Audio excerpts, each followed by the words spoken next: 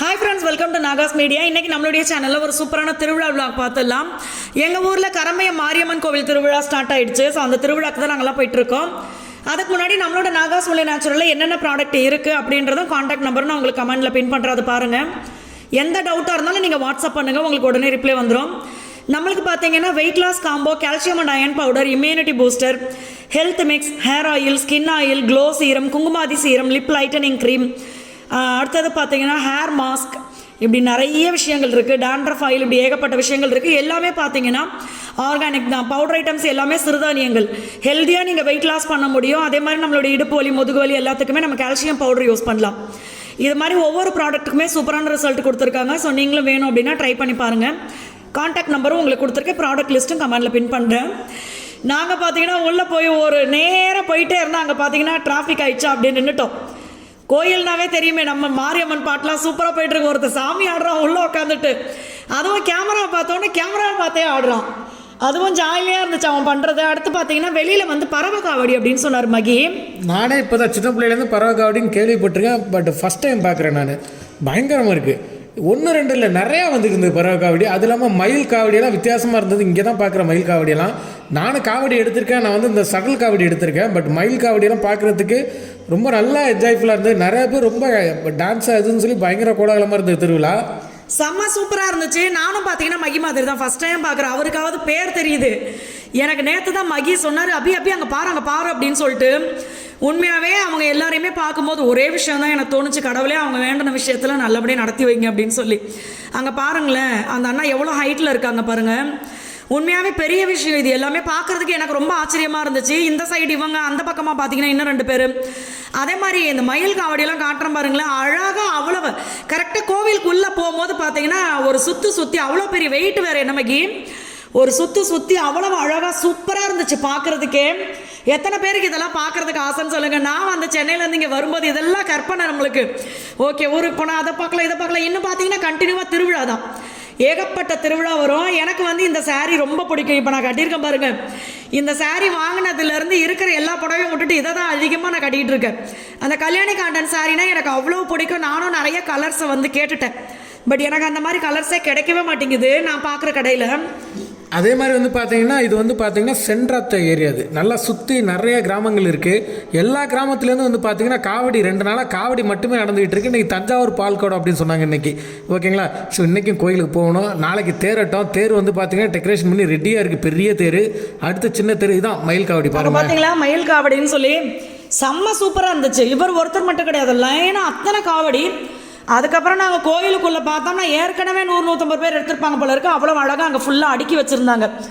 அதே மாதிரி பால் கூட எடுக்கிறது இந்த மாதிரி. இங்கே பாருங்களேன், அவங்க வந்து வேல் வேறு, அவ்வளோ பெரிய வேல் அவங்க கன்னத்தில் அப்படி குத்திருக்காங்க. காரண்யாலாம் ரொம்ப ஆச்சரியமாக பார்க்குது, எப்படிமா அவங்க அதை தாங்குறாங்க அப்படின்னு சொல்லிட்டு. நான் தான் பாப்பாட்ட சொன்னேன், கடவுளை எல்லாத்தையும் தாங்கிறதுக்கு ஒரு இது கொடுத்துருவார், நம்மளுக்கு தெம்பை கொடுத்துருவார் அப்படி சொல்லி. அவங்க சுற்றுறாங்க பார்த்தீங்களா. இதை தான் சொன்னேன் நான். கோயிலுக்குள்ளே போகும்போது வர்ற எல்லாருமே பார்த்தீங்கன்னா அந்த மாதிரி சுற்றிட்டு அதுக்கப்புறமா தான் கோயிலுக்குள்ளே போகிறாங்க. எங்களுக்கு பார்க்க அவ்வளவு சந்தோஷமாக இருந்துச்சு. இங்கே பாருங்கள், சாமி வந்து அந்த அண்ணா அவர் அடக்கவே முடியல யாராலையுமே, அந்த அளவுக்கு இருந்துச்சு. பார்க்கவே செம்ம ஹாப்பி எங்களுக்கு. அதுவும் இதெல்லாம் வந்து நம்மளுக்கு வருஷத்துக்கு ஒரு வாட்டி நடக்கிற விஷயமா, மிஸ் பண்ணாமல் பார்த்துடணும் அப்படின்னு தோணும்.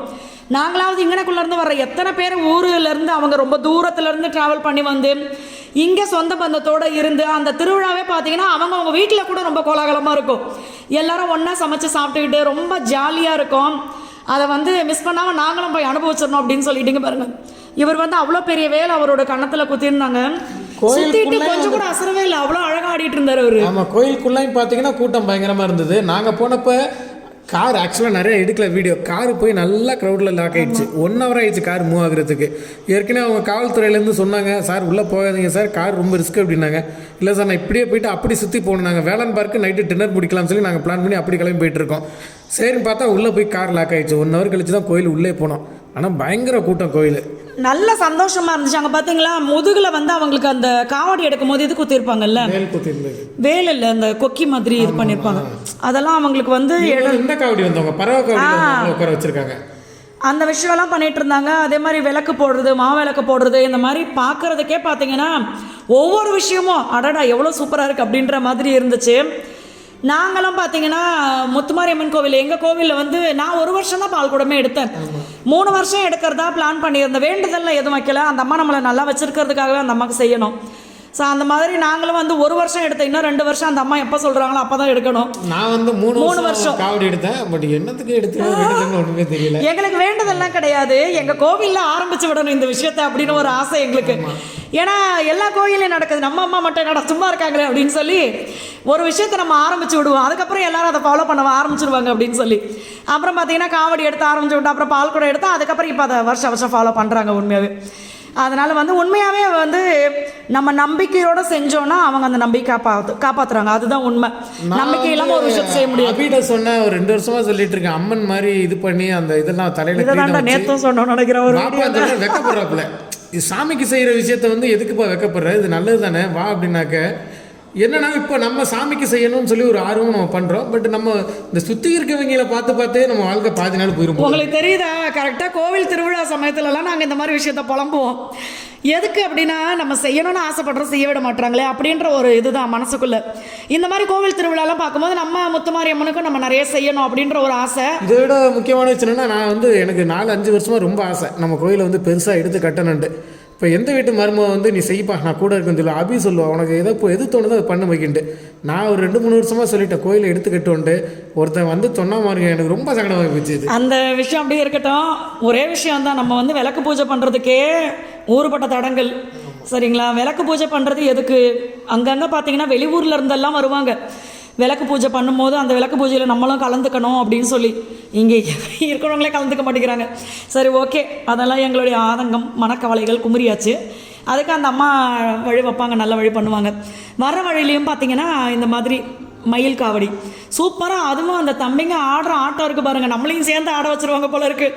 நான் மகி கிட்ட சொல்லுவேன், என்னைக்கு இந்த சத்தத்தெல்லாம் கேட்டு இறங்கி நான் ஆட போகிறேன்னு தெரியல, பிடிக்கிறதுக்கு ரெடியாக இருந்துக்கடா மச்சான் அப்படிம்ப.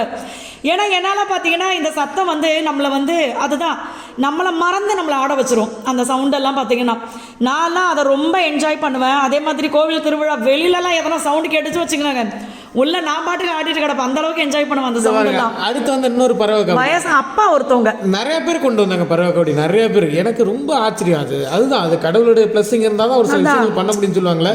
சும்மா நம்ம லைட்டாக சமைக்கும் போது குக்கரில் சுட்டுக்கிட்டாவே எப்பா எப்பா எப்பா நான்லாம் மகி சுட்டுருச்சு மகி அப்படின்ட்டு வந்து சொல்லிட்டு இருப்பேன். முதுகுல வந்து அவ்வளோ கொக்கி, முதுகுல அவ்வளோ கொக்கி போட்டு மேலேருந்து தொங்கி. அந்த கடவுளோட இதுதான், எல்லாத்தையும் தாங்கிறதுக்கு அவர் ஒரு சக்தியை கொடுக்குறாரு பார்த்தீங்களா. அதனால நம்பிக்கையோட நம்ம வந்து அவரை கும்பிட்டோம் அப்படின்னா கண்டிப்பாக நம்மளுக்கு நல்ல பலன்கள் இருக்கும். அவ்வளோதான் என்னை பொறுத்த வரைக்கும் அதுதான். அதுக்கப்புறமா பார்த்தீங்கன்னா வேலன் பார்க், இங்கே நம்ம ஏன் திரும்ப வந்தோம், நியூ லான்ச் 3 ஐட்டம் போய்கிட்டு இருக்குது. அதனால் எனக்கும் மகிக்குமே பார்த்தீங்கன்னா எப்போவுமே சாப்பிட்றது வந்து ஒரு சந்தோஷமான விஷயமா எடுத்துப்போம். என்ன கவலை இருந்தாலும், கவலை இருக்கும்போது நம்மளால் சாப்பிட முடியாது, பட் எங்களுக்கு வந்து பார்த்திங்கன்னா அந்த சந்தோஷம் கொடுக்குறதே இந்த சாப்பாடு அப்படின்ற மாதிரி இருக்கும் எங்களுக்கு. அதனால் நாங்கள் அங்கே வந்தாச்சு. வந்தோடனே பார்த்தீங்கன்னா ஃபஸ்ட்டு ஆளுக்கு ஒரு ஐஸ்கிரீம் மகி சாப்பிடல, நாங்கள் மட்டும் சாப்பிட்டோம். அதுக்கப்புறமா வந்து அங்கே புதுசாக வந்த 3 ஐட்டங்கள் என்னென்னு காட்டுறேன். அப்போ பழசை விட்டு வச்சிட்டிங்களான்னு நீங்கள் கேட்பீங்க, அதையும் விட்டு வைக்கல. ஆலு புரோட்டா, பன்னீர் புரோட்டா, ஆனியன் புரோட்டா போட்டாங்க. ஆமாம், எல்லாமே வந்து நல்லா சாஃப்டாக, மகி சாப்பிட்டுட்டு உடனே சாஃப்டாக இருக்குப்போ அப்படின்னு சொன்னார். இதெல்லாம் பார்த்தீங்கன்னா காஃபி, டீ, இது எல்லாமே பழைய வரவுகள் தான். புது வரவுகள் சாப்பிடும்போது காட்டுறேன். இது என்னது நான் வச்சா, இது பன்னீர் ரோல். பன்னீர் ரோல் அங்கே பாருங்கள், அவன் ஐஸ்கிரீமையும் சாப்பிட்டுட்டான். லைட்டாக பாப்பா கொடுக்கும்போது கொஞ்சம் கடிச்சிருச்சு, அதனால் என் ஐஸ்கிரீமையும் சேர்த்து முழுங்கிட்டான். ஐஸ்கிரீம் வாங்கினது தான் எனக்கு பேர், சாப்பிட்டது அவன் தான். ஃபஸ்ட்டு பார்த்தீங்கன்னா இந்த புது ஐட்டங்கள் எல்லாத்தையும் டேஸ்ட் பண்ணிடலாம் அப்படின்னு சொல்லிட்டு மகி எல்லாத்தையும் ஆர்டர் பண்ணிட்டாரு. நீங்கள் நினைக்கலாம் ஏன்டா எப்போ பார்த்தாலும் சாப்பிட்றீங்களேடா அப்படின்னு சொல்லிட்டு. பாருங்கள், சாப்பாடு வந்து நம்ம வந்து சாப்பிடாம யாராலையாவது இருக்க முடியுமா, அதை பிடிச்சதான் சாப்பிட்றோம், அவ்வளோதான். ஸோ எனக்கு வந்து அங்கே ரொம்ப பிடிச்சது வந்து பக்கத்தில் வேளாண் பார்க் வந்தோன்னா நாங்கள் வந்து தொண்ணூறுக்கு அங்கே ஓடி போயிடுது சாப்பிட்றதுக்கு.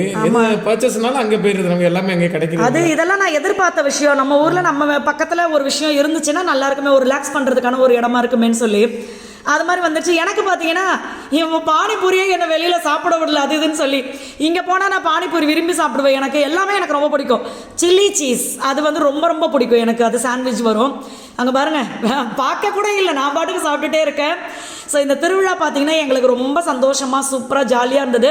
அடுத்து வந்து ஒவ்வொரு திருவிழாவையும் நாங்கள் கண்டிப்பாக அட்டன் பண்ணுவோம். எல்லாத்தையுமே நான் உங்களுக்கு வீடியோவாக காட்டுறேன். ஏன்னா நிறைய ஃப்ரெண்ட்ஸ் எதிர்பார்க்குற வீடியோ திருவிழா. ஸோ அதே மாதிரி நம்மளுடைய ப்ராடக்ட் லிஸ்ட்டும் கொடுக்குறேன் பாருங்கள். தேங்க்யூ.